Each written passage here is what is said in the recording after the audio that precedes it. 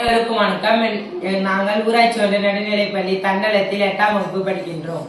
நாங்கள் தண்டலம் கிராமத்தில் வாழ்கின்றோம். தண்டலத்தில் மரங்கள், கால்நடை கழிவுகள் மிக அதிகமாக இருக்கின்றன.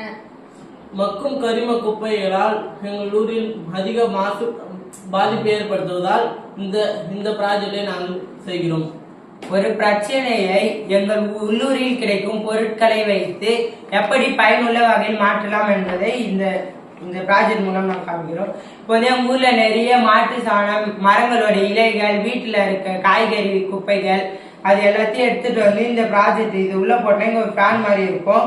அது அரைச்சு உள்ள போட்டா சில நாட்களில் ஒரு பக்கம் உரமாகவும் இன்னொரு பக்கம் வாயுவாகவும் மாற்றுகிறது. இது எங்க ஊருக்கு பொதுவான இடத்தில் அமைத்துள்ளோம்.